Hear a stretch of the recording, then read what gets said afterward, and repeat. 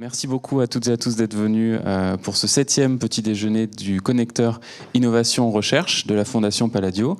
On s'était quitté en juin dernier autour des enjeux sur la valeur et dans les prises de parole qui avaient eu lieu, on s'était interrogé notamment sur le fait que les enjeux de la valeur connectaient avec aussi les enjeux de ce qu'on produit et de ce qu'on propose et dans la manière dont on fabrique les villes.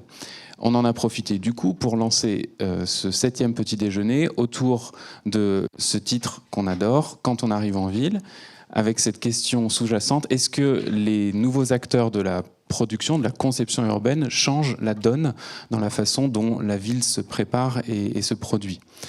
Immédiatement, quand on a annoncé ce titre, eh bien, Isabelle Barros-Serfati m'a dit, et d'ailleurs, les suites de la chanson de Starmania, c'est de dire que quand on arrive en ville, on fait fuir les passants et on change de trottoir.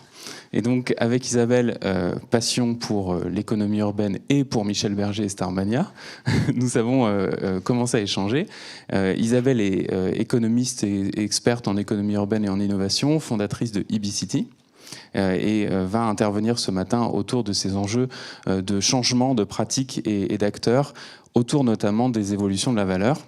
Et pour autant, on en avait aussi discuté avec Paul Citron, qui est un ancien boursier de la Fondation Palladio, chercheur en urbanisme et co-initiateur de plateaux urbains à l'époque, et désormais de surfaces plus utiles.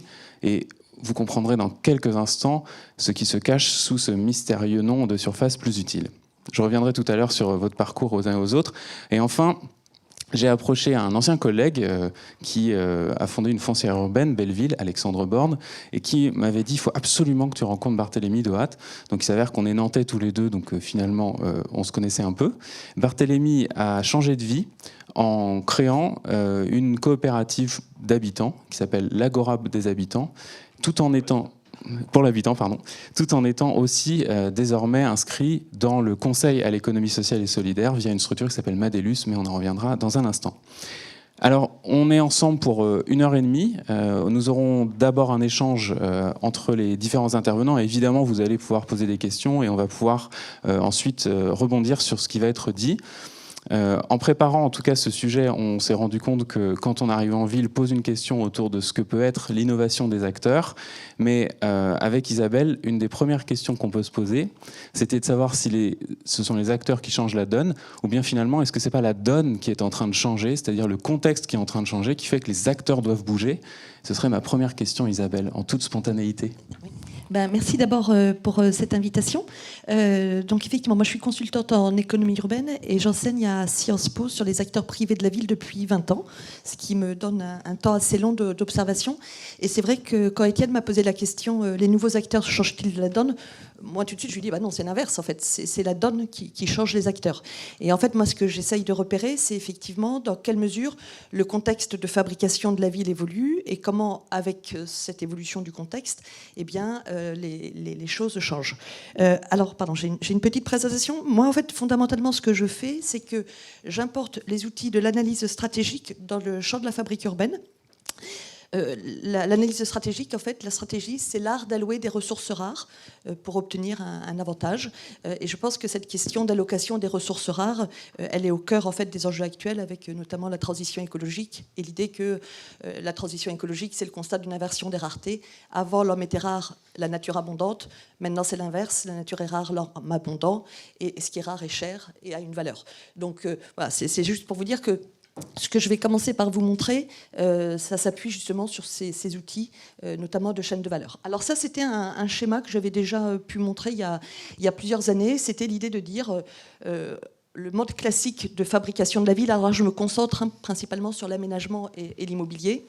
C'est en fait le contexte d'extension urbaine avec des opérations d'aménagement qui vont transformer des champs de betteraves, des terres agricoles qui n'ont pas de valeur, en un morceau de ville. Un morceau de ville qui, lui, est urbanisé, qui est à forte valeur. Et c'est dans ce différentiel de valeur, en fait, que va pouvoir se jouer l'intervention de l'aménageur et du promoteur, avec donc, une forme de chaîne de valeur et une intervention très séquentielle des acteurs. Alors, le schéma est petit, hein, mais L'idée, c'est vraiment juste de garder les grandes idées, donc chaque acteur qui intervient l'un après l'autre, les recettes de l'un étant les dépenses de l'autre.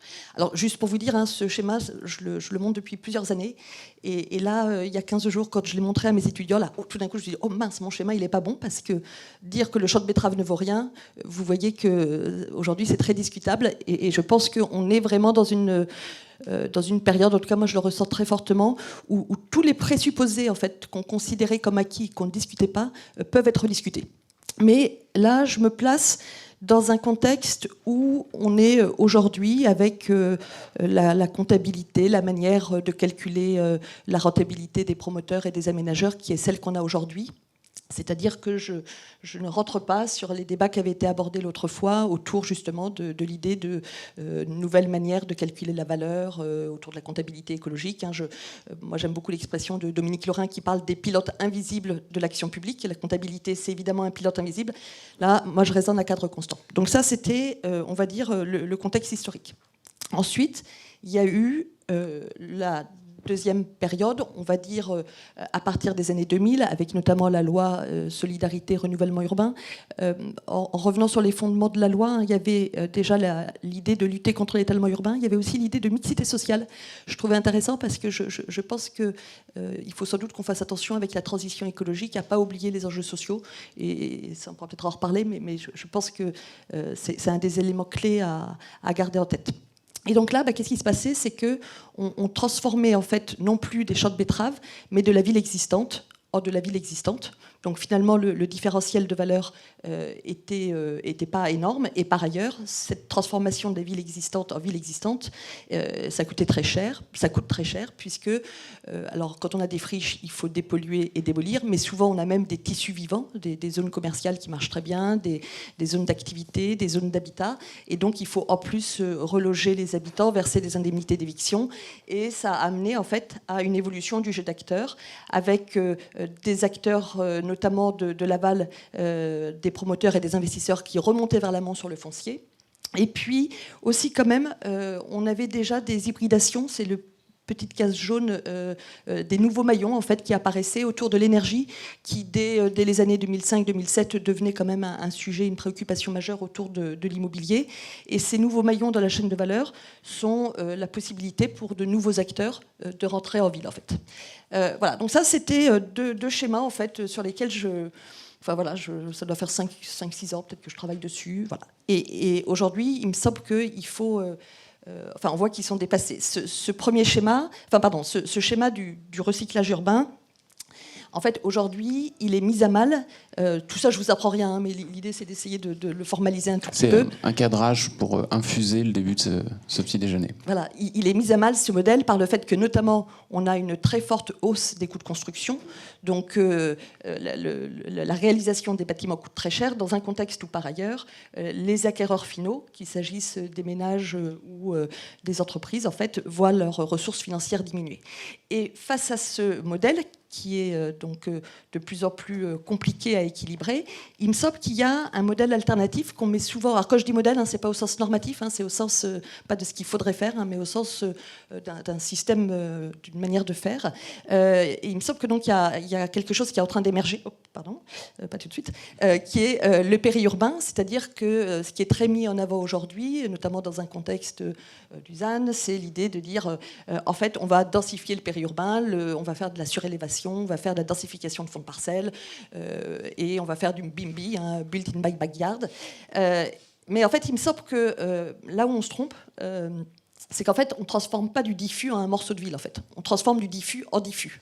Parce que ce que ne permettent pas ces processus, en fait, c'est de prendre en charge notamment tout ce qui est le financement des espaces et des équipements publics. Et ça ne permet pas non plus de prendre en charge le financement de la mixité sociale et programmatique. Or, fondamentalement, le métier d'un aménageur, dans le cadre, par exemple, d'une ZAC, c'est de pouvoir financer cette mixité sociale et programmatique et ces espaces et ces équipements publics. Et c'est pour ça que du coup j'ai représenté cette fois-ci un peu deux chaînes, la chaîne du bâti privé qui correspondait à celle qu'on avait avant, et puis, alors je l'avais mise en grise, mais c'est pas la bonne... pardon. Bon, c'est pas grave. C'est pas grave. Les espaces et les équipements publics qui soit ne sont pas réalisés, soit sont des espaces existants, soit représentent des coûts en fait invisibilisés pour les collectivités locales, parce qu'à un moment donné, les nouveaux habitants d'un périurbain densifié, eh bien, ils utilisent des infrastructures. Alors, ils peuvent éventuellement les utiliser jusqu'à un certain point, puis il y a un moment donné où il faut en construire de nouvelles, voire payer leur coût de fonctionnement. Et donc, il me semble qu'il ne faut pas comparer en fait ce mode de fabrique de la ville avec l'opération d'aménagement, parce qu'encore une fois, il y a toute cette dimension d'intérêt général qui n'est pas, qui me semble-t-il, n'est pas présente et qui pose la question justement de trouver peut-être un opérateur de diffus d'intérêt général. Et puis, ce qui me semble être la nouvelle étape aujourd'hui, c'est eh bien aujourd'hui cette évidemment injonction à la sobriété. Alors j'ai écrit sobriété avec un S parce que on parle de la sobriété foncière avec le ZAN, on parle de la sobriété hydrique, on parle de la sobriété énergétique. Et ce qui me frappe, c'est à quel point ces sobriétés sont traitées de manière silotée. Alors je pense que l'enjeu, c'est dans un contexte de très forte hybridation, c'est de pouvoir penser toutes ces sobriétés de manière articulée. Et en particulier, alors notamment dans le cadre d'opérations dans du tissu urbain constitué, certains aménageurs m'expliquaient que l'enjeu pour eux, c'est pas tellement d'économiser du foncier, puisque le foncier il est déjà artificialisé, mais c'est plutôt de raisonner en termes de sobriété matière. Et donc ce qui est du coup transformé, ça n'est plus tout à fait de la friche ou du tissu vivant, c'est en fait les immeubles eux-mêmes. Un aménageur m'expliquait, François Bourvic, que justement aujourd'hui, de la SPL Marne-au-Bois, qu'aujourd'hui finalement, le nouveau foncier, c'est les surfaces de plancher des immeubles qu'il faut réhabiliter. Et d'ailleurs, je parlais de changement de... Tout change, le vocabulaire change. Parler de foncier, c'est déjà un présupposé. Alors voilà, on peut parler de foncier ou de sol, et on peut parler aussi donc des surfaces de plancher comme un nouveau foncier. Et dans ces cas-là, ce qu'on transforme, c'est donc ces bâtiments existants. Alors un morceau de ville, mais qui est plus tout à fait le même que précédemment, parce que c'est un morceau de ville où la question, en fait, notamment de la nature en ville, du vivant, doit être prise en compte. Alors, pas simplement parce qu'il faut lutter contre la biodiversité, éviter les émissions de CO2, mais parce que finalement, la nature devient une nouvelle infrastructure. Et ça me paraît être un élément important. C'est-à-dire qu'on voit bien qu'il y a un renversement de paradigme aussi dans la manière de concevoir, par exemple, la réponse au fait d'avoir, par rapport à la question de l'eau, l'eau est à la fois plus rare, mais il faut aussi faire face au fait qu'il peut y avoir pas assez d'eau ou trop de pluie. Et on voit bien qu'aujourd'hui, la réponse qu'on avait traditionnellement par la construction, par exemple, de réseaux d'assainissement, on ne va pas pouvoir les multiplier et les agrandir à l'infini. Et donc l'idée, c'est de dire on a des nouveaux facteurs dimensionnants. C'est par exemple le grand cycle de l'eau qui va devenir dimensionnant de l'espace public et non plus l'inverse.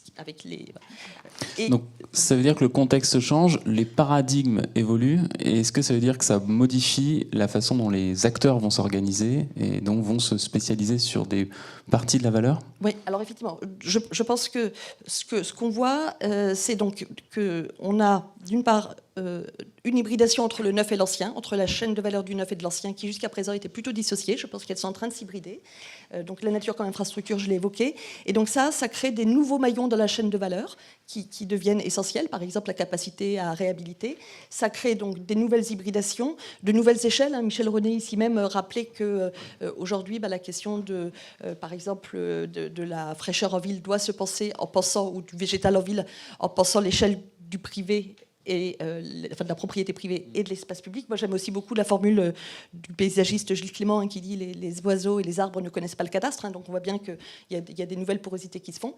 Et du coup, alors ça, c'est juste quelques schémas. Donc, le deuxième outil, c'est la matrice de modèle économique. Mais je pense que effectivement, ça amène de nouveaux entrants. Alors, j'ai essayé là de faire un petit peu rapidement, mais soit des nouveaux entrants qui arrivent en maîtrisant une activité clé. Je pense que, par exemple, on parle beaucoup aujourd'hui du hors-site, c'est-à-dire en fait, la rencontre entre le monde de l'immobilier, qui était un monde du sur-mesure, avec le monde de l'industrialisation, qui est le monde de la grande échelle. Et donc, ces entrants qui rentrent sur la construction aujourd'hui avec du hors-site et du préfabriqué pourront peut-être devenir des acteurs plus importants en amont ou en aval. Je pense ensuite à droite, mais ça, Paul en reparlera, qu'on a des acteurs qui rentrent peut-être dans une logique plus de niche, en fait, avec des produits très spécifiques. Je pense par exemple à Socle Actif, qui propose donc d'activités activer les socles de la ville, dans le cadre notamment d'un partenariat qui a été lancé par Grand Paris Aménagement. Et ça, on voit bien que leur stratégie est un peu différente, on pourra y revenir. Troisièmement, je pense qu'on a des acteurs qui arrivent sur des nouvelles ressources clés, c'est-à-dire dont on prend conscience, des espaces dont on prend conscience qui deviennent nécessaires. Les fameux trottoirs. Alors, les fameux trottoirs, effectivement, cette idée que chaque mètre carré compte, je reprends cette formule à Madeleine Masse, à l'heure de la transition écologique, chaque mètre carré compte, et on voit bien que sur le trottoir, en fait, on a une intensification des usages qui fait qu'il y a une compétition des acteurs pour occuper le trottoir. Et puis, il y a sans doute un nouveau lieu qui est la question du toit. Finalement, le toit, c'est à la fois une ressource qui est celle qu'on ne trouve plus au sol. C'est une manière d'isoler, c'est une manière aussi de filtrer l'eau. Par exemple, un acteur comme Soprema est un opérateur assez présent sur ces questions-là. Et peut-être que demain, ça sera un nouvel entrant dans la ville. Et puis, enfin, des acteurs qui font évoluer leur modèle économique. Ce qui me frappe, c'est le basculement là, auquel on assiste sur notamment l'immobilier d'activité, entre, par exemple, des aménageurs qui deviennent investisseurs. Et ça, ce que je trouve intéressant, c'est qu'on voit bien comment tout d'un coup, ce qui devenait un inconvénient en tant que ça représentait des coûts dans le modèle aménageur, ça devient un atout dans le modèle investisseur. Typiquement, d'avoir des bâtiments dans un modèle aménageur, c'était compliqué parce qu'il fallait les démolir. Là, au contraire, on va pouvoir, ça constitue une immobilisation et on va pouvoir les amortir. Le fait d'avoir des occupants, il fallait les évincer, les payer. Là, ça devient des sources de loyer. Et juste ça renvoie aussi à une autre modification que j'ai oublié de dire dans le schéma précédent. C'est que ce positionnement des aménageurs comme investisseurs, il est lié manifestement au fait que tout d'un coup, les aménageurs se rendent compte en fait, qu'ils sont en train de réaménager des fonciers qu'ils ont déjà acquis, revendus. Et au fond, c'est cette idée qu'avant le recyclage urbain, c'était un recyclage urbain qui se faisait tous les 30 ans. Aujourd'hui, c'est sans doute un recyclage urbain qui se fait en continu. Et donc, voilà, tout ça pour dire qu'il me semble que c'est effectivement tous ces changements, alors c'est vraiment très schématique ce que j'ai présenté, très rapide, mais c'est tous ces changements qui expliquent en fait comment la valeur se déplace sur la chaîne de valeur et comment du coup chaque acteur, en fait, comment des nouveaux acteurs arrivent pour essayer de capter cette valeur. Merci beaucoup. C'est un premier cadrage à la fois qui nous dresse un paysage. Alors, on sait que c'est un peu exigeant de commencer une matinée comme ça sur le lien entre la façon dont les valeurs sont en train de bouger, dont cela reconfigure le jeu d'acteurs. On va revenir en détail sur ce sujet dans un instant. Mais on va, pour le rendre encore plus illustré, je vais passer la parole à Paul Citron. Donc, Paul, tu es chercheur, entrepreneur, activiste, on pourrait mettre plusieurs casquettes. Initialement, tu as été co-initiateur de Plateau Urbain, qui est donc une des coopératives phares en matière d'urbanisme temporaire notamment. En parallèle, tu as produit une thèse sur le métier de promoteur immobilier dans les projets urbains. Et aujourd'hui, alors je me suis rendu compte que Starmania est vraiment un fil conducteur parfait. Parce qu'il y a une chanson dans Starmania où quelqu'un dit « J'ai mon bureau en haut d'une tour où je vois la vie à l'envers » et la chanson s'appelle « Le blues du businessman » et je pense qu'il y a beaucoup de businessmen du tertiaire qui ont le blues en ce moment. Et donc, ça pose une vraie question, c'est sur le devenir des bureaux. Et j'aimerais qu'on aborde avec toi cette question de ce contexte dont tout le monde parle, c'est-à-dire on a un stock de bureaux très important qui est en train d'entrer en crise. Et quel est le positionnement de surface plus utile? Qu'est-ce que c'est? Et en quoi est-ce que ça peut avoir un rôle dans la façon d'évoluer sur la façon dont on perçoit les bureaux aujourd'hui? Merci Étienne pour cette belle introduction, belle transition. Et merci pour l'invitation également. Donc sur le bureau, juste pour mettre tout le monde sur sur la même ligne de compréhension du contexte, en 2020, on est entré sur un plateau démographique qui fait que c'est celui de, en gros, la population active qui va stagner pendant les 20 prochaines années environ. On a aussi connu l'essor du télétravail qui fait que globalement les gens vont un peu moins au bureau et c'est un peu comme la démographie, c'est des tendances qui s'inversent pas facilement.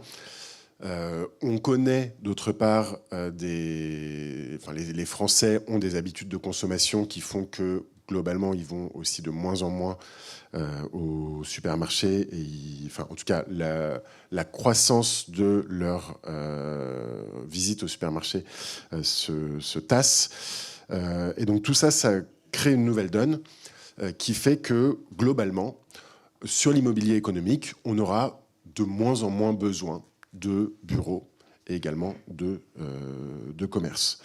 Donc ça crée aujourd'hui, on commence à constater une accélération de l'obsolescence des bureaux, une explosion de la vacance. Et donc, ça génère du coup une crise. La prochaine crise immobilière sur l'immobilier économique, ça va être une crise un peu de la valorisation des actifs. Donc, désolé de rappeler ces mauvaises nouvelles pour les businessmen. C'est une rentrée pourrie, donc c'est pas grave. Voilà. Est-ce que c'est une crise? C'est même pas sûr, parce que normalement une crise c'est cyclique et une crise suppose un retour à l'état initial. Là, c'est pas sûr que ce soit une crise. D'aucuns disent que c'est un bouleversement, c'est-à-dire qu'il n'y aura pas de retour à l'état initial. Et donc en fait, voilà. Ce qu'on sait en tout cas, c'est que les incertitudes sont au maximum sur l'immobilier économique et que le marché mettra longtemps, voire très longtemps, à amortir ce choc ou cette nouvelle situation. Pourquoi? Parce que tous ces bureaux dont on se dit, bon, bah, formidable, justement, les mètres carrés, chaque mètre carré compte, le foncier est rare, etc. Bah, on a besoin de logements, transformons-les en logements. En réalité, on sait que tous les bureaux ne sont pas transformables en logements pour des raisons techniques, c'est ceux du bâtiment, ou pour des raisons géographiques, parce qu'ils ne sont pas toujours placés aux endroits où on a besoin de logements. Donc, en fait, on sait que là, on a 10-15 ans devant nous, qui est une échelle de temps où on est à peu près certain que tous ces bureaux n'auront pas spécialement d'utilité, que même un grand nombre des bureaux vacants ou obsolètes en gros, va avoir zéro utilité. Ça, c'était pour le contexte. Face à cela, donc, on espère que des nouveaux acteurs arrivent en ville et viennent sauver l'immobilier de bureaux.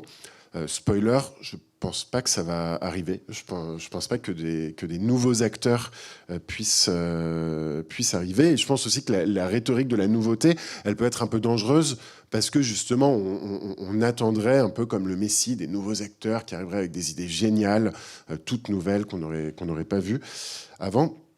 En fait, peut-être que plutôt que des nouveaux acteurs, c'est des acteurs qui existent déjà, mais dont on pourrait reconsidérer la place dans la ville et dans le fonctionnement de l'immobilier, qui pourrait s'avérer être une clé face à cette situation. Peut-être qu'on est en train de revenir à un contexte pré-désindustrialisation, c'est-à-dire à un contexte où finalement on verrait l'immobilier non pas comme des actifs financiers, mais l'immobilier comme des actifs possédant une valeur d'usage. Et donc, on utiliserait l'immobilier économique pour avoir, finalement, pour son usage et pour ses utilisateurs. Et donc, moi, je pense que plutôt que des nouveaux acteurs dans la fabrique de la ville, ce qui va compter, là, c'est les nouveaux utilisateurs que l'industrie immobilière devrait regarder. Ces nouveaux utilisateurs, il s'agit donc ils se comptent par centaines de milliers en France, des centaines de milliers de structures. Ils représentent au bas mot 10% du PIB. Ils représentent 14% des emplois du secteur privé, 35 millions de mètres carrés utilisés selon nos chiffres. Et donc ces nouveaux utilisateurs, ce sont les acteurs de l'économie sociale et solidaire, les acteurs à impact, les acteurs, en gros, d'intérêt écologique et sociétal.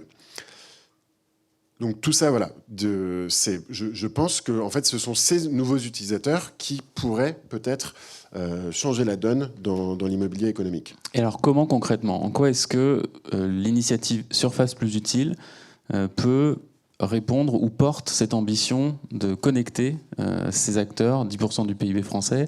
On a parlé de millions de mètres carrés. Qu'est-ce qui se passe? Qu'est-ce qui peut se passer?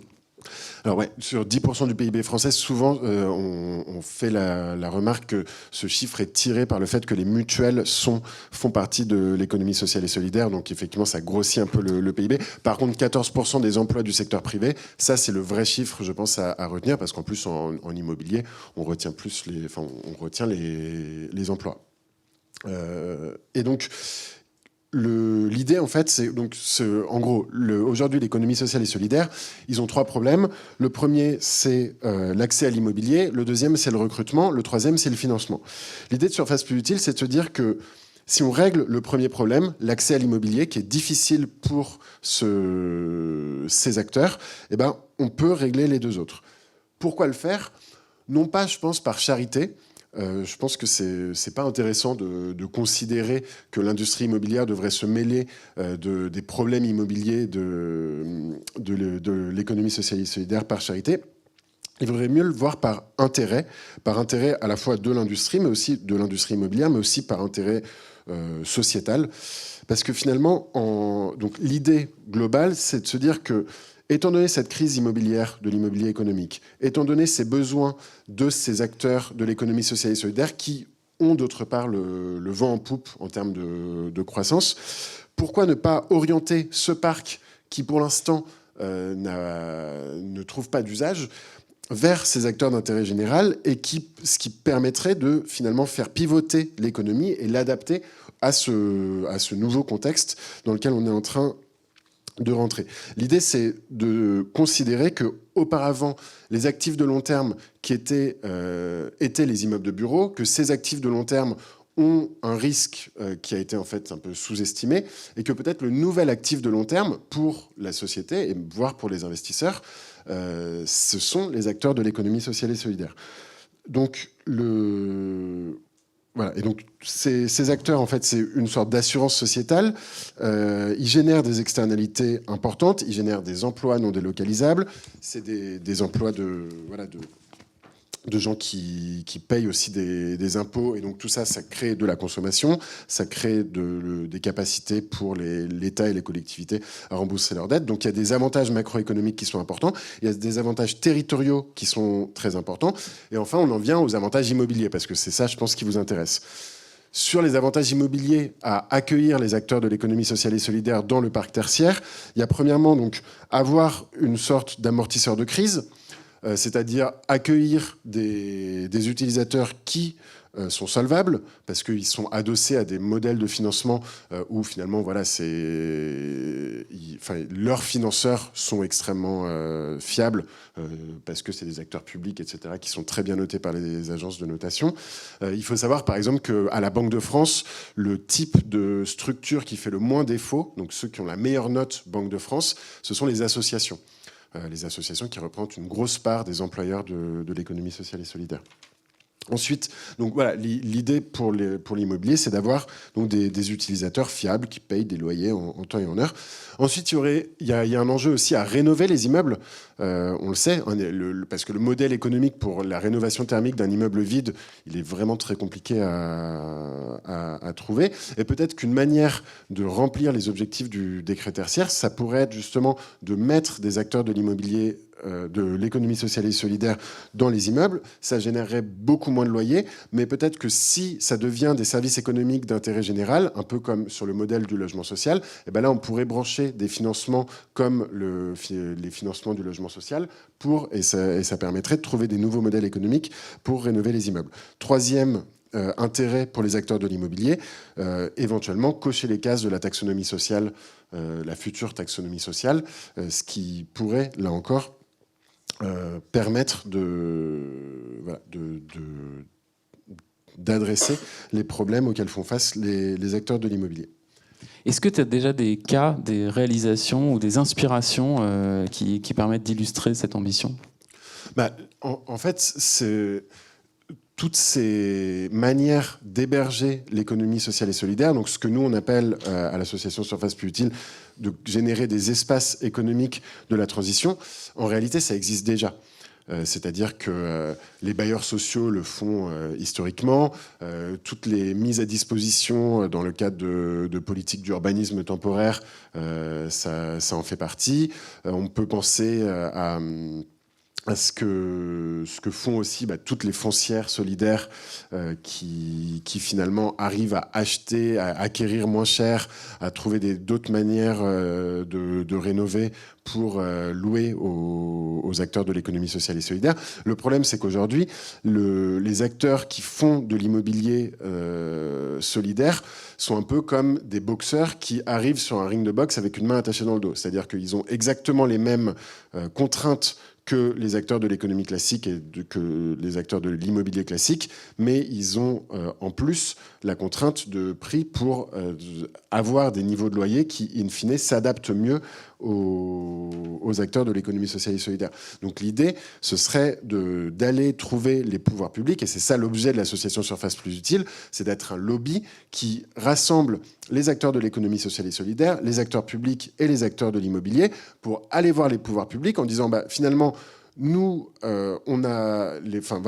en tant qu'acteurs de l'immobilier, acteurs de la ville, on a réfléchi et on pense que là, on a un parc qui pourrait être utile à la transformation de l'économie. Par contre, il va falloir trouver des leviers pour favoriser, inciter, fluidifier cette mise à disposition et faire en sorte que le marché oriente facilement la mise à disposition du parc pour le faire contribuer à l'adaptation de l'économie. Donc voilà, financer la rénovation thermique, remettre les actifs sur les bons rails, leur redonner une valeur d'usage et finalement faire en sorte que l'immobilier ne soit plus justement une fin en soi, mais retrouve un rôle social, assume son rôle dans la transition. Donc c'est ce qu'on essaye de faire. On va y revenir tout à l'heure encore en croisant les regards. On voit qu'il y a une marge d'innovation sur la façon dont on considère cet immobilier tertiaire et qu'est-ce qu'on y fait. Et comme tu le disais en préparation, c'est pas seulement des murs, c'est aussi l'activité qui peut devenir un centre d'intérêt important pour les investisseurs. On va passer maintenant de l'autre côté du monde, à savoir le logement. Barthélémy, bonjour. Tu es connu par certains dans cette salle parce que tu es l'ancien directeur général de Klépierre France. Et puis la quarantaine venant, peut-être, alors si je reprends du Starmania, on n'a pas le temps d'attendre avoir 40 ans pour être heureux. Bon, c'était 30 ans, mais on va faire comme si c'était bon. Tu as décidé de t'engager différemment, d'entreprendre un autre chemin, celui de l'engagement dans l'économie sociale et solidaire avec une structure qui s'appelle Madelus. Mais plus particulièrement, tu es cofondateur d'une coopérative qui s'appelle l'Agora des habitants. Un système dont tu as fait la présentation la semaine dernière chez Big Up, je crois. Mais est-ce que tu peux revenir en détail sur ce que signifie cette initiative, sachant qu'elle vise à lever 2 barrières d'entrée très importantes. Le premier qui est l'insolvabilité des ménages aujourd'hui dans un contexte d'inflation immobilière, et le deuxième qui est la force de l'apport personnel attendu pour un projet immobilier individuel. Et c'est là où le projet de l'Agora des habitants prend tout son sens, qui est une initiative pour le moment d'ancrage assez local. Tout à fait. Merci Étienne. Bonjour à toutes et à tous. Merci pour l'invitation et l'organisation de cet événement. Juste 2 mots d'introduction pour rebondir sur les acteurs changent la donne change les acteurs.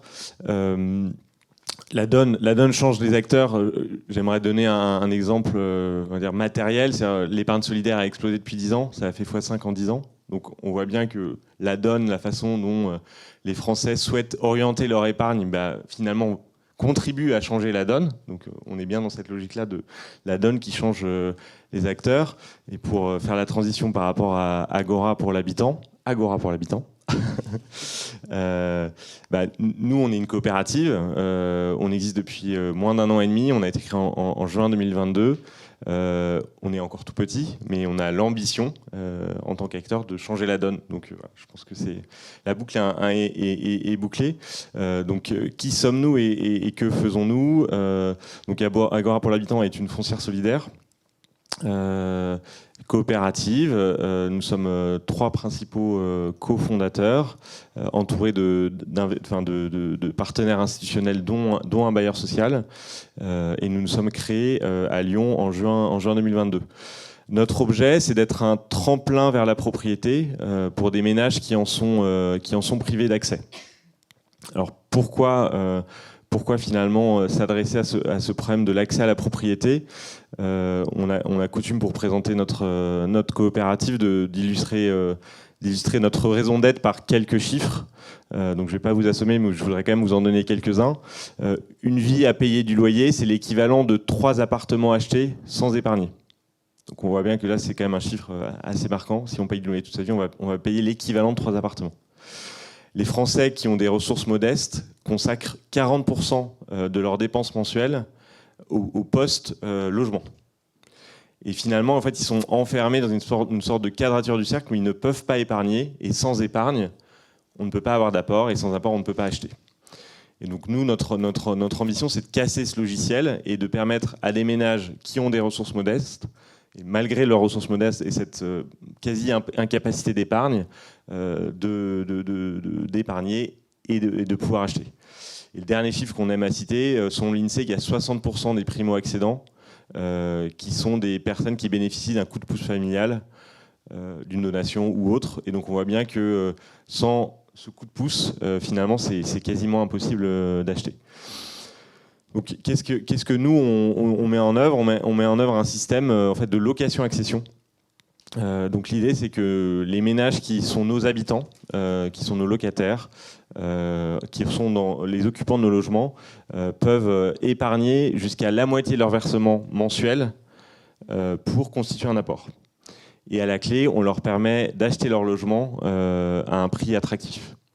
Donc si je le formule autrement, une partie de la mensualité versée par les locataires est une épargne effective qui se cumule mois après mois et qui leur permet à terme d'avoir un apport qui leur permet ensuite d'acheter le logement. Et nous, on s'engage dès l'origine. Alors, on leur consent une option d'achat. Cette option d'achat est à un prix non spéculatif, donc le prix de revient avec une formule d'actualisation. Donc effectivement, on a pour ambition de casser les 2 barrières à l'entrée de l'accès au logement. La constitution d'un apport, comme je vous l'ai expliqué, c'est la donnée clé pour pouvoir acheter. Et ensuite, arrêter de courir après les prix de l'immobilier en plafonnant dès l'origine le prix d'achat du logement. Comment ça se passe cette question de, tu as dit une valeur qui va s'actualiser, alors c'est le diable est dans les détails. Comment se passe justement le fait de convenir d'une valeur actualisée du prix du coût de revient pour Agora pour l'habitant quand le locataire peut activer sa clause d'achat? Qui décide de cette valeur? Alors le diable est dans les détails et en fait dans une coopérative c'est finalement assez simple, c'est la coopérative dans son collectif qui décide de ce genre de points structurants en fait de notre modèle. Ce que j'ai omis de dire, c'est que les habitants sont coopérateurs, donc dans notre modèle, il n'y a pas de magie, donc il n'y a pas de solidarité, on va dire, de notre collectif, de notre coopérative, sans engagement des habitants. Et les habitants souhaitent être acteurs de leur solution de logement. Et donc ils sont dès l'origine, dès leur entrée dans les lieux, actionnaires de la coopérative, sociétaires de la coopérative. Ils investissent quelques milliers d'euros dans la coopérative. Ça a 2 effets. Déjà, ça aligne les intérêts entre nous, en tant que foncière coopérative, et les habitants. Et ça leur donne voix au chapitre, on va dire, dans les décisions. Et comme vous le savez probablement, dans une coopérative, c'est une personne, une voix. Donc chacun, quel que soit son poids financier, a le même pouvoir de décision. Donc je contextualise la réponse pour te dire, en fait, nous, en tant que cofondateurs et porteurs de projets, c'est pas nous qui décidons de la formule de prix. Mais l'idée, en tout cas, dans une coopérative, il n'y a pas de plus-value. Donc l'idée, c'est que nous, en tant que cofondateurs et les personnes qui investissent et les investisseurs qui investissent dans ce projet, on ne cherche pas une plus-value. Et donc, par définition, il y a un miroir entre l'investisseur qui permet à la foncière de grandir et derrière la solution de sortie. Et la solution de sortie n'est pas une logique de plus-value. Alors, je vais revenir sur la question du logement même, mais juste sur cette situation de sortie, puisqu'on dit que chaque mois, finalement, le locataire verse une part d'épargne qui va être immobilisée. Il en a malgré tout la liberté d'usage, c'est-à-dire que, est-ce qu'au bout du compte, s'il ne souhaite pas acquérir le logement, il peut récupérer son épargne ? Tout à fait. On est dans une logique d'utilité sociale qui se traduit, quel que soit le cas de figure. C'est-à-dire, dans tous les cas de figure, le ménage, il va à minima, grâce à notre système, épargner. Cette épargne, elle lui appartient quoi qu'il arrive. Qu'il quitte le logement, qu'il l'achète, qu'il fasse quoi que ce soit, cette épargne lui appartient. Et donc on a une utilité sociale dans tous les cas de figure, qu'il active ou pas son option d'achat. Et les logements en tant que tels, c'est plein d'immeubles dans lesquels il n'y a que des logements Agora pour l'habitant, ou c'est au contraire des opérations que Agora pour l'habitant achète sur le marché libre? Alors en tout cas, notre thèse d'investissement centrale aujourd'hui, c'est une thèse d'investissement où on achète dans le neuf, dans la partie sociale de programme neuf, en PLS pour ceux qui connaissent un peu le logement social. Et donc on achète par bloc. Aujourd'hui, l'idée c'est d'acheter par bloc au moins deux logements en PLS, avec l'idée qu'on est, on est le maillon d'une chaîne, c'est un peu l'esprit d'une coopérative, on est le maillon d'une chaîne, donc on n'est pas seul dans l'immeuble. On crée un collectif autour des habitants qui sont d'ailleurs, ça c'est important de le dire, facialement copropriétaires. Donc c'est eux qui représentent Agora pour l'habitant en assemblée générale de copropriété. Donc vis-à-vis de leur voisinage, ils sont dès l'origine en situation de propriétaire. Ils ne sont pas en situation de bénéficiaire d'une prestation sociale, mais ils sont acteurs de leur solution de logement, comme je le disais, et représentants de la coopérative en assemblée générale de copropriété. Et un des points sensibles qu'on a pu évoquer, c'est comment ça se passe en fait. Qui est le locataire? Comment il est choisi? Comment on entre dans un logement avec ce parcours Agora pour l'habitant? Alors, on achète, donc, comme je le disais, dans la partie sociale le programme neuf, ce qui signifie que nous, on n'est pas un bailleur social, mais en revanche, on doit obtenir comme un bailleur social un agrément PLS, et ça nous donne, on va dire, des droits et des devoirs. Les devoirs, c'est de louer sous un certain niveau de plafond de loyer à des ménages sous conditions de ressources. Les devoirs, c'est que ça nous permet d'acheter avec des décotes de TVA, et ça fait partie de notre modèle économique. Pour que tout ça fonctionne, il n'y a pas de magie, il faut à la fois que nos habitants puissent continuer à épargner, et donc notamment ils continuent à être bénéficiaires des allocations logement, et nous on achète moins cher. Donc ça c'est deux mécanismes du logement social qu'on met en œuvre. Après, on n'est pas lié comme un bailleur social à des commissions d'attribution ou ce genre de choses. Donc on va dire on est libre, en respectant ces critères-là, de choisir, on va dire, les habitants qu'on décide de loger, avec le mécanisme dont je parlais. Ces habitants doivent être coopérateurs, donc ça crée quand même une spécificité. Donc ils sont engagés avec nous sur le long terme, sur le logement, dans leur parcours résidentiel et dans la coopérative. Donc tu as mentionné, c'est une création de juin 2022, donc c'est très récent. Où en est le projet aujourd'hui et quelles sont ses perspectives de développement? Donc, comme je le disais, dès l'origine, on était avec des partenaires institutionnels, notamment un bailleur social. Donc, on s'est créé à Lyon. On a levé depuis un an plus d'1 million d'euros. On est en cours d'acquisition de 2 blocs de logements dans la région lyonnaise. On a obtenu notre agrément PLS et on participe à plusieurs concours avec des promoteurs, ce qui témoigne de l'intérêt qu'ils portent à notre démarche. Et là, on continue notre levée de fonds pour pouvoir continuer à faire des acquisitions, loger nos premiers habitants. On n'a pas encore d'habitants puisqu'on achète dans le neuf, donc le temps que les immeubles se construisent. Donc là, l'enjeu de 2024, c'est d'avoir des premiers habitants qui rentrent dans nos logements et de continuer notre politique d'acquisition. Donc là, on voit bien qu'il y a une capacité peut-être à changer la donne tout en étant à droit constant, puisqu'on s'inscrit dans des systèmes de financement, des systèmes réglementaires qui existent. Pour autant, qu'est-ce qui pourrait faire échelle? Qu'est-ce qui pourrait faire en sorte que cette initiative puisse se développer encore plus? Tu as mentionné le fait qu'il y a un lien avec les pouvoirs publics sur des enjeux de cadre réglementaire, ou comme tu le disais, Paul, de besoin de lobbying parfois pour faire comprendre que des évolutions sont possibles. Dans le cadre d'Agora, mais peut-être plus généralement dans le cadre de l'immobilier en ESS, qu'est-ce qui est nécessaire pour changer d'échelle, à ton avis?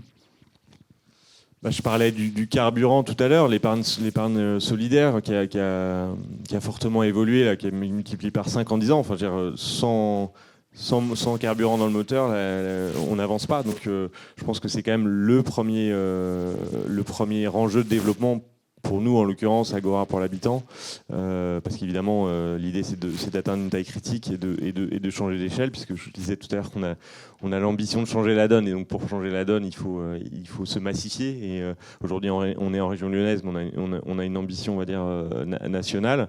Donc ça, c'est quand même, je pense, le premier élément. Après, il y a, on va dire, tout l'environnement fiscal qui est toujours assez instable en France, et dont on sait que il peut mettre à mal certains modèles économiques. Donc je pense que ça, c'est un deuxième élément.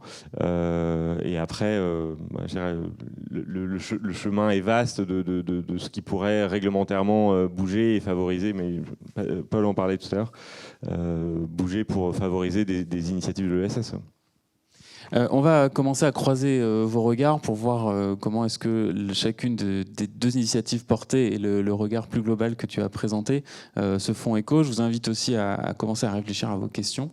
D'abord, justement, pour revenir sur cette question d'échelle, on a l'impression que changer la donne, ça veut dire aussi articuler beaucoup plus les acteurs et peut-être changer la façon dont les coalitions se forment. Alors, tu m'as dit que coalition n'était pas neutre comme terme. Est-ce qu'on pourrait d'abord revenir sur ce sujet? Et d'ailleurs, c'est juste par politesse que je vous pose la question, parce qu'en fait, vous pouvez réagir comme vous voulez à ce que vous avez dit les uns les autres. Oui, non, peut-être moi, ce qui me frappe, c'est vrai que je pense que la montée des acteurs de l'économie sociale et solidaire, elle est assez emblématique de quelque chose. Moi, dans les familles d'acteurs que j'enseignais à Sciences Po, j'enseignais les acteurs, les entreprises de services urbains, les investisseurs financiers, les aménageurs, les plateformes numériques, les promoteurs. Et en fait, j'ai rajouté il y a 2 ans les acteurs de l'économie sociale et solidaire parce que ce qui m'a marqué, ça a été, je crois, le premier élément, ça a été quand Altarea avait créé une foncière solidaire avec le Crédit Coopératif et Baluchon. Et je crois que cette hybridation entre des acteurs très traditionnels de l'immobilier et puis ces nouveaux acteurs de l'économie sociale et solidaire, elle dit quelque chose. Alors, je pense qu'elle dit 2 choses, effectivement. Elle dit, c'est que d'abord, moi, ce qui me frappe en fait chez les acteurs de l'économie sociale et solidaire, c'est à quel point le modèle, il est, en fait, c'est une ligne de crête en fait. Et donc, je pense que ça repose sur une véritable expertise en fait à tous les niveaux. Et j'ai l'impression, mais alors je peux me tromper, que chaque foncière solidaire est assez ciblée sur un type de produit en fait. Je vais être plutôt sur du rez-de-chaussée, plutôt sur tel type de locaux, plutôt sur tel type de locataire. Et donc, je pense que c'est vraiment une question de savoir-faire extrêmement précis. Et en fait, la valeur, elle est liée à toute cette valeur qu'on va pouvoir capter à chaque étape, et y compris aussi sur justement la capacité à jouer sur des mécanismes de type décompte de TVA. Donc je pense que c'est vraiment des acteurs qui sont qui jouent de manière extrêmement fine en fait, qui sont très fins et du coup leur professionnalisme, je pense qu'il est important, et c'est aussi ça, je pense, que viennent chercher les acteurs plus classiques. C'est ce que vous ressentez aussi, le fait que ce soit plus fin, plus sophistiqué Quand Paul parlait de la métaphore du boxeur avec la main dans le dos, c'est sûr que effectivement on part avec un peu un boulet au pied, pour prendre une autre métaphore, mais donc effectivement il faut être assez il y a pas mal d'ingrédients à mettre dans la machine pour que ça fonctionne, et donc oui, il y a ces dosages, cette subtilité qui est intéressante d'ailleurs, mais qui permet de faire fonctionner un modèle avec toujours la jambe rentabilité économique, parce qu'on est des sociétés privées et qu'on doit trouver notre modèle économique et évidemment l'impact social. Et donc c'est marcher sur ces 2 jambes sans perdre l'équilibre, effectivement sur un fil qui est relativement étroit. Je suis d'accord avec toi. Non, je pense que effectivement, tu parlais de coalition, il y a des logiques de collaboration et de coopération entre les acteurs de l'ESS et les acteurs un peu classiques de l'immobilier qui sont importantes. Je pense aussi qu'on est, non pas rétif, mais disons qu'on a réussi collectivement à s'extraire de relations trop concurrentielles. Et c'est aussi peut-être pour ça que même s'il y a des foncières solidaires qui sont généralistes. Je pense à Habitat Humanisme, Belleville.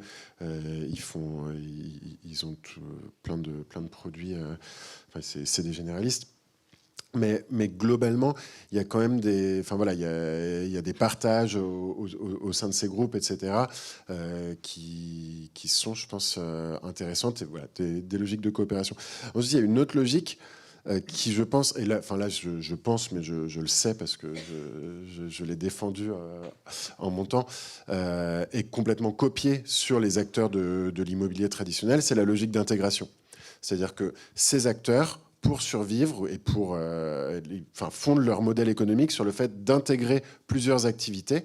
Et donc, il y en aura qui seront rentables, il y en aura d'autres qui seront, disons, à l'équilibre, et éventuellement, ça permettra d'avoir certaines activités qui sont essentielles, mais qui vont être beaucoup plus risquées, avec des perspectives de gains très faibles, donc éventuellement parfois déficitaires. Et donc ça va permettre d'équilibrer le tout. Je prends l'exemple, par exemple, de la coopérative Plateau Urbain. La coopérative Plateau Urbain, à la base, on devait faire du conseil entre des propriétaires d'immeubles vides et des utilisateurs. Finalement, on a également fait du property management en gérant les immeubles. On s'est retrouvé, en réalité, étant donné l'histoire des immeubles et comment ça devenait, à être un peu asset manager. Jean-François Danon, le DG de Paris et Métropole Aménagement, nous a traités de co-aménageurs, traité gentiment, de co-aménageurs de la ZAC Saint-Vincent-de-Paul. Il y a pire comme insulte. Voilà, exactement. Là, on commence à faire du brokerage. Et donc, en fait, on voit bien on fait aussi de l'immobilier événementiel. Donc, en fait, il y a tout un tas on intègre différentes activités, et c'est ça qui permet aussi de faire tenir ces modèles. Et d'ailleurs, Barthélémy, dans l'initiative Agora pour l'habitant, il y a l'intégration, en tout cas, il y a une relation forte avec une agence immobilière dans le lien avec les locataires.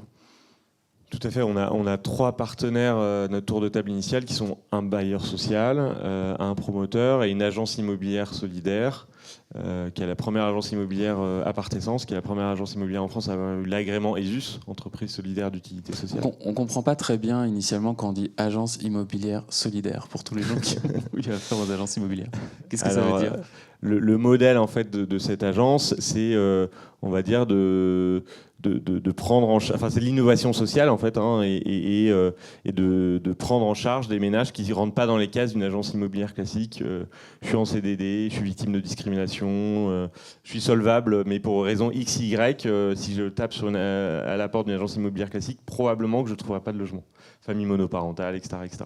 Donc voilà, l'idée, c'est de dire, on va mettre en face de cette population-là solvable des propriétaires engagés qui vont casser les codes d'une location classique et rentrer en location avec tous ces ménages.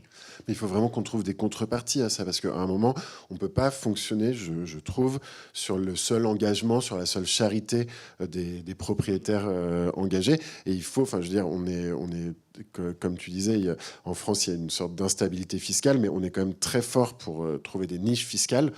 Et pourquoi il ne serait pas des incitations fiscales fortes à être un propriétaire engagé? À un moment, je pense que c'est ça la question qu'il faut se poser. On va éventuellement, Isabelle, si tu souhaites rebondir. Peut-être redire effectivement que dans les acteurs, en fait, je pense que la question des investisseurs, c'est vraiment un acteur qui est vraiment intéressant. Alors c'est un peu, j'enfonce une porte ouverte, hein, mais je pense que c'est ces acteurs-là aujourd'hui qui ont sans doute un rôle à jouer dans un contexte où aussi, et je trouve que vous le montrez bien tous les deux, c'est vrai qu'avant on parlait beaucoup de la fabrication de la ville, et aujourd'hui on voit que la question de la gestion de la ville, elle est aussi majeure en fait. Et sans doute on pourrait, alors pour faire le lien peut-être entre nos interventions, on pourrait aussi se poser la question du rôle de ces habitants, utilisateurs dans l'entretien de la ville. Je pense par exemple sur toute la question de l'entretien de la nature en ville, enfin qui pose d'autres sujets. Alors je sors un peu, mais sur l'idée c'était de dire voilà, qui seront les nouveaux acteurs de la ville. Je pense qu'ils sont vraiment pluriels, d'horizons très différents, et la question aussi donc des modes de gestion de cette ville avec ces nouveaux acteurs va se poser. Et voilà. Mais en fait, c'est tout à fait le même sujet. C'est à un moment, comment est-ce qu'on trouve des modèles immobiliers dans lesquels les utilisateurs finaux sont partie prenante? Et comment est-ce qu'on permet aux gens de s'approprier leur immeuble, leur appartement, de s'approprier dans tous les sens du terme leur bout de trottoir devant chez eux. Et donc en fait, ça c'est peut-être une posture urbaine, sociale, philosophique, mais c'est aussi un enjeu de modèle économique. Ça pose quand même une question qui est de se dire, est-ce qu'on n'est pas illusoire à vouloir que la ville ne soit plus, dans ses différentes composantes, une commodité? C'est-à-dire qu'on a quand même des décennies derrière nous d'achats immobiliers conçus comme des produits, d'investissements tertiaires encore plus conçus comme des produits très standardisés. Donc ce serait un peu la fin d'une parenthèse de la ville comme une commodité. Est-ce qu'on revient vers des choses qui ont déjà existé? Est-ce qu'on invente des nouvelles choses? Je reviens sur cette intervention que tu as fait au tout début sur le fait de dire tout est nouveauté, mais peut-être pas tant que ça. Bah oui, c'est ça. Enfin, je veux dire, les coopératives, c'est des acteurs qui ont 150 ans. Le mouvement associatif, il a 100 ans. Et quand on regarde la ville à la base, je veux dire, sans doute qu'à Babylone, enfin, je veux dire, est-ce qu'on s'est déjà demandé, par exemple, quel est le modèle économique de la tour de Babel? Ben non, parce que la tour de Babel, bon, ça, d'accord, ça, c'est une opération qui s'est pas, qu'ils n'ont pas terminée. Mais en attendant, la tour de Babel, il y avait un but. Qui était un usage et le modèle économique qui suivait quelque part. Ensuite, il y a eu les villes à l'époque moderne, c'est des endroits où on fait du commerce. Et d'ailleurs, c'est marrant parce qu'en fait, ces endroits où on fait du commerce, donc c'est les places de marché, c'est sur l'espace public qu'on fait la ville, parce que c'est là où les marchands viennent s'échanger les marchandises, et c'est ça qui crée la valeur. Et donc, à chaque fois, on est sur de la création de valeur qui ne dépend pas de l'immobilier. L'immobilier, où l'espace est un média pour la création de valeur. C'est pas une fin en soi. Je pense que l'immeuble de rapport, c'est quelque chose d'extrêmement récent, et encore plus dans l'immobilier économique. Donc on pourrait très bien, enfin je veux dire, si on réfléchit 50 ans en arrière, on ne construisait pas un bureau ou une usine en blanc. Parce qu'en réalité, quand on investissait pour un usage et pas pour des murs. Et donc je pense que c'est juste vers ça qu'on revient. C'est pas du tout, c'est pas grave en fait. Barthélémy, on pourrait poser la question justement de savoir si une coopérative d'habitants comme Agora peut être Agora pour l'habitant. Maintenant, je suis bon, hein, j'arrive à le dire parfaitement. On pourrait se poser la question, on pourrait dire oui, finalement, mais est-ce que ça ne va pas tasser la valeur? Est-ce que ça n'empêche pas la création de valeur, etc. Est-ce qu'il y a une pérennité économique? L'autre versant de cette question, c'est de dire est-ce que les externalités positives que peut produire Agora pour l'habitant en facilitant l'accès à la propriété et en permettant le renforcement du patrimoine de personnes qui n'auraient pas pu y accéder, c'est une bonne chose en général pour l'économie, mais est-ce que ça peut se quantifier? Est-ce que ça peut s'estimer? Vaste question. Désolé. Non, mais en fait, ce que je dirais là-dessus, c'est un peu rebondir ce que disait Paul. En fait, on est vraiment sur l'usage. En fait, l'habitant, il est là dans un parcours résidentiel. Il est là pour d'abord se loger, se projeter dans le long terme et potentiellement devenir propriétaire de ce logement, même si encore une fois on a expliqué que c'était pas forcément une fin en soi, puisqu'ils peuvent aussi quitter avec leur épargne le logement, mais effectivement c'est plus rentrer dans une logique de spéculation, de dire j'achète pour revendre, pour etc., mais j'achète pour habiter. Enfin, on revient à des choses finalement assez basiques, assez fondamentales. J'achète pour habiter, in fine à la fin de ma vie pour potentiellement être propriétaire, pouvoir transmettre à mes enfants, mais on n'est pas dans une logique de cavalerie en fait, où on cherche à faire galoper tout ça. On cherche juste à faire correspondre un bien immobilier à un usage avec une valeur et un modèle économique, mais qui est dans le champ de la lucrativité limitée, c'est le champ des coopératives. Et donc voilà, c'est un peu ce triptyque usage, fin et lucrativité limitée qui sont réunis, je pense. On va ouvrir la discussion avec les participants de ce petit déjeuner. La première question, alors ça c'est toujours la phrase qu'on dit, la première question est la plus difficile. Donc la première question est la plus difficile. Si dans la salle certaines ou certains d'entre vous souhaitent prendre la parole, n'hésitez pas. Je vous demande juste de vous présenter avant de poser votre question.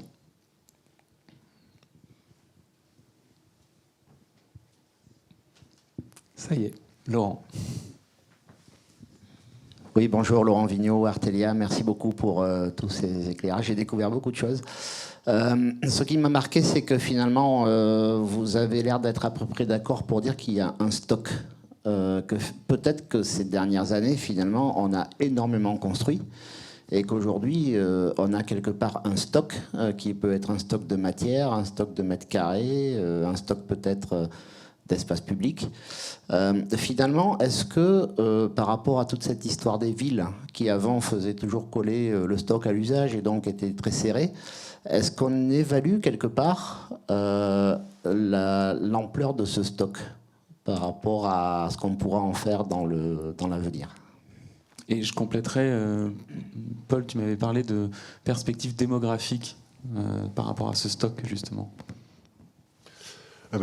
Évaluer l'ampleur de ce stock, oui. Enfin, ça, on sait que, enfin voilà, il y a les chiffres sur la vacance, auxquels il faut ajouter, enfin voilà, toutes les prévisions d'utilisation moindre des bureaux par les entreprises. Donc ça, en gros, on sait, et du côté des centres commerciaux, globalement, aujourd'hui, on continue à construire des centres commerciaux, même si on en construit un peu moins. Alors que les Français vont, pas de moins en moins, mais ne vont pas plus au centre commercial qu'avant. Donc on sait que ce stock, il va exister. Et en fait, il faut, si on le voit du côté de l'industrie immobilière et des investisseurs, on peut se dire que c'est une catastrophe. On pourrait aussi le voir comme une chance. Parce que c'est autant d'espaces dans lesquels c'est un peu comme des espaces gratuits, si on se place du point de vue de la société et de l'économie. Et donc, c'est des espaces où peut-être peuvent s'inventer des nouveaux modèles économiques et des nouveaux modèles écologiques. Donc voilà, c'est ce qu'on appelle, nous, c'est plutôt que de le voir comme une catastrophe, il faudrait le voir comme une opportunité de créer ces espaces économiques de la transition. Sur la démographie, voilà, aujourd'hui, les perspectives démographiques disent que on va vers un déclin de la population à 2040. Ça, c'est toute chose égale par ailleurs. La population active, quant à elle, a commencé à être un plateau depuis 2020. Et donc, la population active, c'est celle qui travaille, donc celle qui utilise de l'immobilier de bureau. Et donc, ça, c'est aussi toute chose égale par ailleurs. Ce qu'on sait, c'est que éventuellement, il pourrait y avoir dans les décennies à venir des vagues migratoires dues au réchauffement climatique qui seraient évidemment sans commune mesure avec les vagues migratoires en fait très très faibles qu'on voit aujourd'hui. Là, on parle de centaines de millions de personnes qui seraient déplacées du fait du réchauffement climatique. Donc ça pourrait générer une nouvelle donne immobilière, et évidemment dans les pays à climat tempéré comme le nôtre. Mais en attendant ça, là on est quand même sur 10 à 20 ans pendant lesquels on ne sait pas trop quoi faire de ces immeubles, et il va falloir commencer à réfléchir à comment on les occupe différemment et comment on les adapte. Isabelle, sur cette question de stock Oui, et puis peut-être pour rebondir aussi sur ce que vient de dire Paul. Donc tout à l'heure, je disais la transition écologique, elle conduit en fait à une inversion des raretés en fait. Et il y a une notion que je trouve très intéressante, qui est notamment mise en avant par Alexandre Monin, qui s'appelle les actifs échoués. Il vient d'écrire un livre qui s'appelle Politiser le renoncement, et avant c'était Héritage et fermeture. C'est l'idée de dire il y a certes des nouveaux lieux qui sont des nouvelles sources de valeur, mais il y a aussi un certain nombre d'actifs qui perdent de la valeur. Et la question, c'est de se dire finalement qui va supporter les coûts de cette perte de valeur. Est-ce que cette perte de valeur, elle est supportée par exemple par le propriétaire de l'actif? Alors ça peut être un immeuble de bureau qui n'a plus d'occupants, ça peut être une station de ski qui n'a plus de neige, ou bien est-ce que ces pertes de valeur, en fait, elles sont mutualisées en considérant que finalement, elle doit être supportée par la collectivité. Et donc, ce que je trouve intéressant, c'est que finalement, ce que tu proposes, en fait, c'est une réponse un peu intermédiaire. En fait, c'est une manière de dire, on va diminuer la perte de valeur et finalement, du coup, trouver une manière de la supporter. Utiliser les acteurs d'intérêt écologique et sociétal comme des amortisseurs de crise. C'est exactement ça. Et pardon, je rebondis sur ce que je viens de dire pour dire que derrière justement cette question de qui supporte la perte de valeur, est-ce qu'elle est individualisée ou collectivisée? Je pense que cette question-là, en fait, il faut se la reposer de manière plus générale. qu'est-ce qui doit être pris en charge de manière globale versus qu'est-ce qui doit être pris en charge de manière individuelle. Et je le dis pour les opérations d'aménagement, c'est ce que j'évoquais tout à l'heure, la grande opération versus la densification à la parcelle. Mais je pense aussi que ça vaut sur la question des réseaux, sur les réseaux d'eau, eau potable, assainissement. On voit bien que la question des déchets, on voit bien qu'il me semble que là, alors certains, Daniel Florentin, Olivier Coutard, parlent du post-réseau, mais justement, on est aussi sans doute à la fin d'une période. Il y a eu toute la période 1850 à aujourd'hui, on était sur les grands réseaux urbains qui permettaient de délivrer les services urbains. Aujourd'hui, on parle du post-réseau, donc finalement une hybridation entre des solutions individuelles et des solutions collectives. Et là, on revient aussi à un temps très ancien qui était le temps d'avant le trottoir, qui était celui des chiffonniers, des porteurs d'eau, des solutions individuelles. Et donc là aussi, je pense que réinscrire en fait ces réflexions dans l'histoire un peu longue permet de prendre un peu de recul. On a quand même parlé de la tour de Babel, on vient d'évoquer 1850, donc je vois qu'on est quand même dans des perspectives de temps très longs.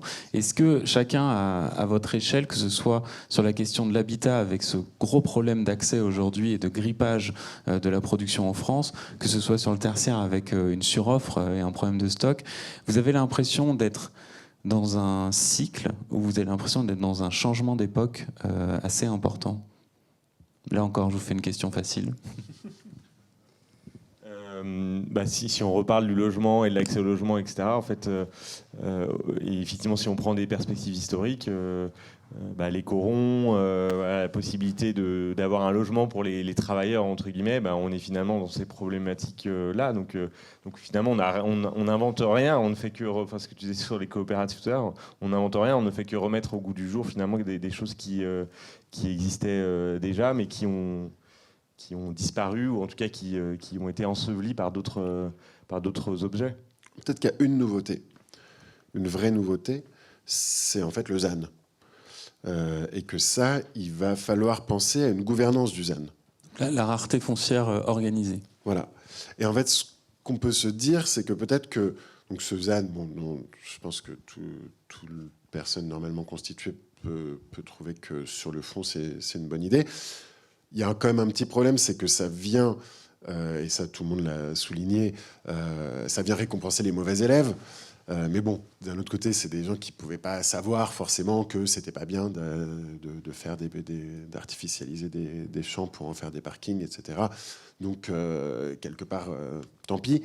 Mais peut-être que, justement, on pourrait aussi mettre quelques conditions, quelques servitudes sur ces dernières réserves foncières que sont, par exemple, les zones commerciales, les parkings de supermarchés, etc., en se disant que, vu que là, les mauvais élèves deviennent les gagnants du jackpot, peut-être qu'on pourrait conditionner ça à justement produire aussi un immobilier d'usage, un immobilier d'intérêt général, un immobilier orienté vers la transition et pas seulement une spéculation foncière sur les derniers espaces constructibles, quoi.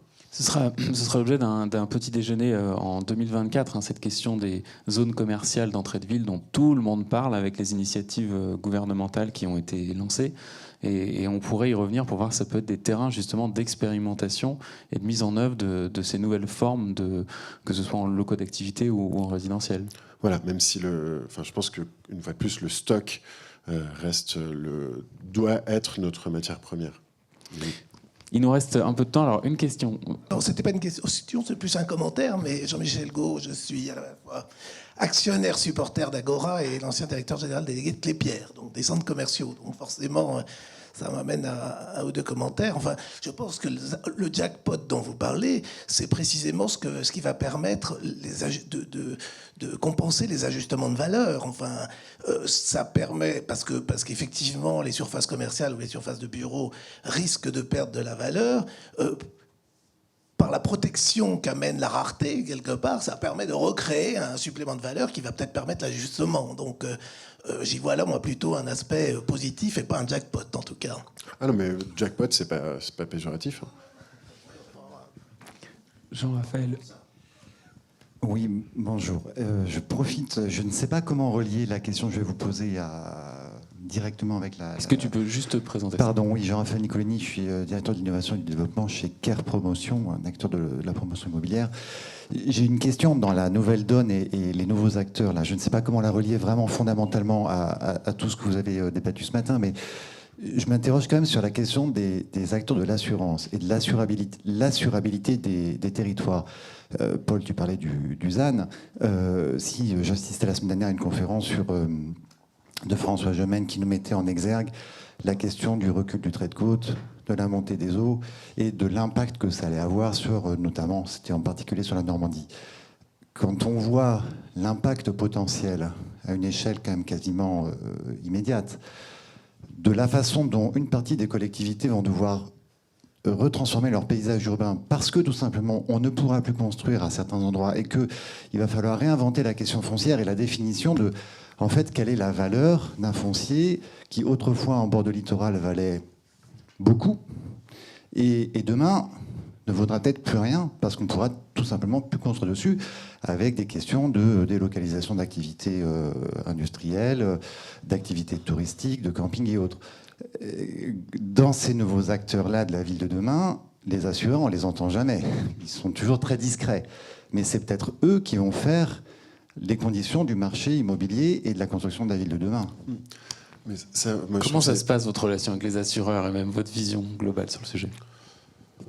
Là-dessus, il n'y a pas de relation spécifique. Enfin, voilà, par exemple, Plateau Urbain, on a fini par obtenir d'un courtier en assurance militant qu'il convainque 2 assureurs de créer des produits spécifiques pour l'urbanisme temporaire, parce que justement c'était un type d'immobilier qui n'avait pas les mêmes risques que l'immobilier classique. Après, sur ce que tu disais sur quelle va être la valeur comment évaluer la nouvelle valeur du foncier, peut-être justement que c'est sur l'usage qu'on devrait évaluer cette valeur, et peut-être que c'est sur l'utilité écologique. Je donne un exemple. Aujourd'hui, on sait que pour décarboner les villes, il y a une manière importante qui se situe au niveau des mobilités et notamment sur la livraison. En réalité, on pourrait se dire que c'est en priant pour que Renault invente la voiture parfaitement non polluante qu'on va décarboner les mobilités à travers les livraisons.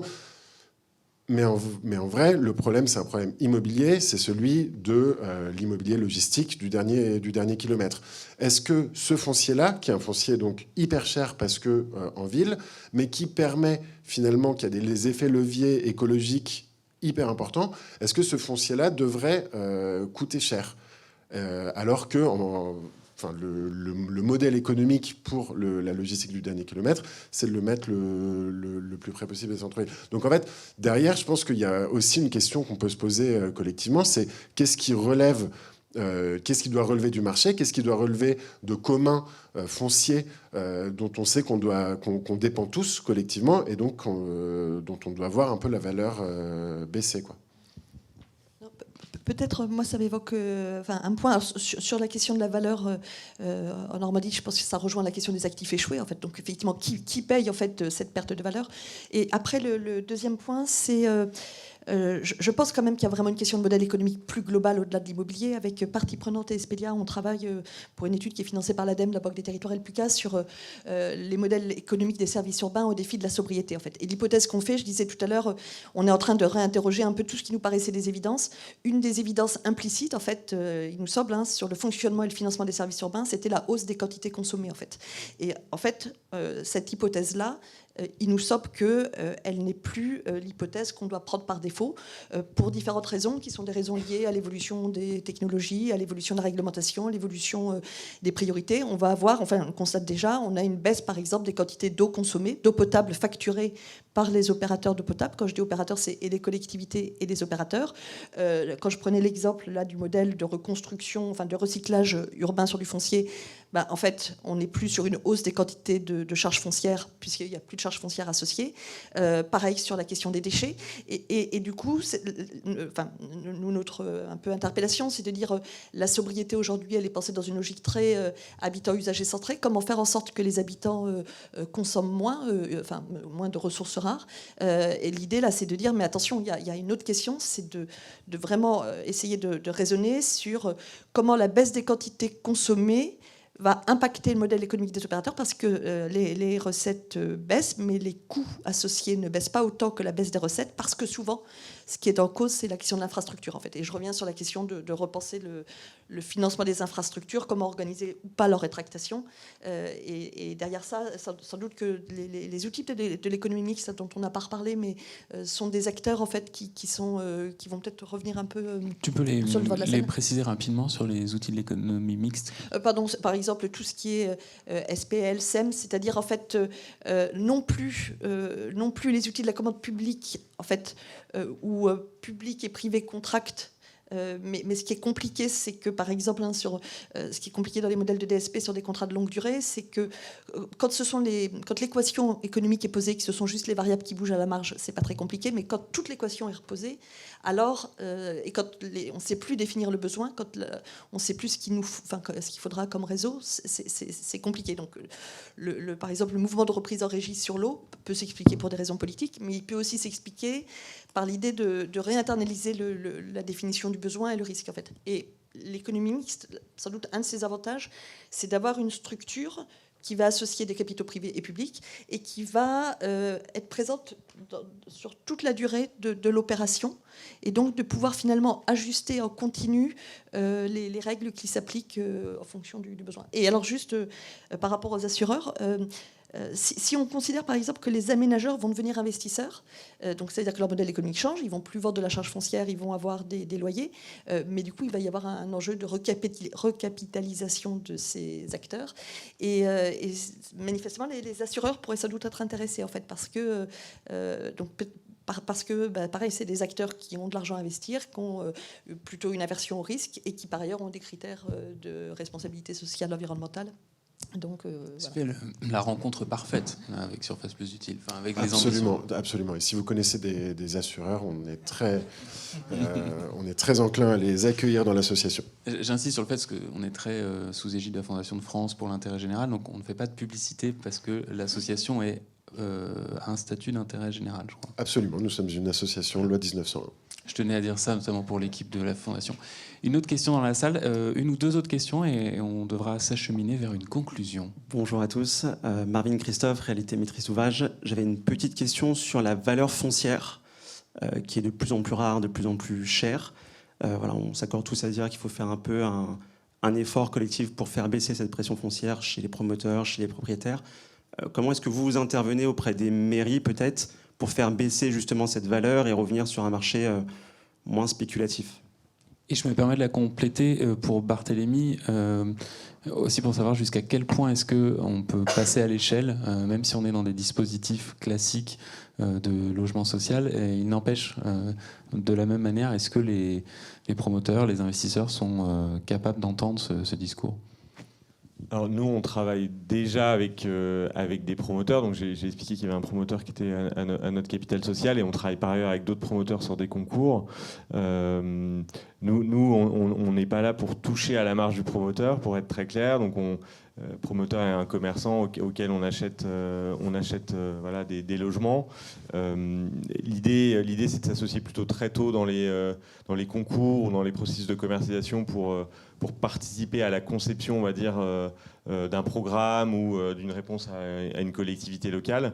Donc on est plutôt, on va dire, main dans la main avec des promoteurs pour discuter avec les collectivités locales, présenter nos spécificités, notre différenciation, notre logique, on va dire, qui est quand même une logique non spéculative. Après, il y a d'autres dispositifs que vous connaissez, comme le BRS notamment, qui s'inscrivent aussi dans ces logiques-là. Donc voilà, encore une fois, nous, on est le maillon d'une chaîne, et on ne prétend pas à nous seuls révolutionner l'accès au foncier, et la baisse des charges foncières, etc. Mais on voit bien qu'en tout cas, il y a plusieurs dispositifs qui convergent et qui vont plutôt effectivement dans le sens on va dire au moins d'une modération sur le foncier. Paul ? Non, mais je sais pas, en fait, à un moment, comment limiter comment limiter la spéculation foncière? Peut-être que c'est en se questionnant collectivement. Enfin, pourquoi est-ce que le propriétaire foncier ferait un effort si ceux d'après font pas un effort? À un moment, enfin, et d'ailleurs, moi, c'était une question que je voulais te poser. Les accédants qui donc bénéficient du travail de la coopérative, est-ce que eux derrière, ils ont aussi des clauses non spéculatives quand ils se retrouvent propriétaires de leur logement? Là, je vais renvoyer à la décision coopérative. Ça sera des choses qui seront décidées collégialement. Après, tu as quand même des limites à la non-spéculation, dans le sens où... Une spéculation limitée, ça existe. Voilà, exactement. Donc, tu peux pas, enfin, tu pourras pas... on vit dans le monde dans lequel on vit, donc tu pourras pas limiter de manière réglementée. Enfin, tu seras confronté à des réglementations si tu veux limiter la spéculation. Bien sûr, mais donc, ouais, à un moment, j'ai l'impression que c'est aussi à tous les acteurs de faire un effort, je pense. Est-ce qu'il y a une dernière question dans la salle? Je vous propose qu'on conclue et on pourra continuer autour du café. Il nous restera un petit peu de temps pour ça. D'abord, je voudrais vous dire un grand merci parce que le sujet, on l'a pris, on l'a un peu trituré quand on l'a préparé. C'est jamais très simple de parler de nouveautés, de nouveaux acteurs et de peut-être ne pas dire que tout se tient comme une baguette magique qui viendrait changer une réalité. Ce qui est certain, et d'après nos échanges, c'est ce qu'on voit, c'est que c'est autant les acteurs que le contexte qui est en train de changer, peut-être même plus le contexte qui pousse à innover et à transformer. Ce qu'on voit aussi, c'est qu'il y a tout cet enjeu de maillage très important que tu évoques, Barthélémy, et que l'on ressent, c'est-à-dire qu'il y a une fragmentation de plus en plus forte dans la production urbaine, que ça nécessite beaucoup plus de coopération, que ce soit sur la chaîne de valeur, que ce soit entre acteurs publics et acteurs privés. Et je reviendrai sur ton dernier mot, tout le monde doit faire un petit effort. Voilà. Et, oui. Et je vous invite en tout cas à poursuivre les échanges. On se retrouvera début janvier pour un 8e petit déjeuner. On n'a pas encore quelle est la date. Je voulais juste vous prévenir que suite à cette session qu'on a eue sur les nouveaux acteurs, la précédente qui était sur la valeur, on va changer un peu de registre début janvier, où on sera adossé au cycle de l'Institut, qui est dirigé par Pierre Ducret, donc l'Institut Palladio, qui forme les auditeurs de l'ensemble de la chaîne de production urbaine, justement. Et que l'année prochaine, le cycle de l'Institut porte sur le soin et la réparation de la ville. Donc on aura l'occasion de poursuivre certains de nos thèmes, notamment sur les zones commerciales d'entrée de ville. On aura l'occasion d'en discuter. Merci beaucoup, merci Isabelle, merci Paul, merci Barthélémy pour votre participation. Merci et je vous dis à très bientôt pour cette animation.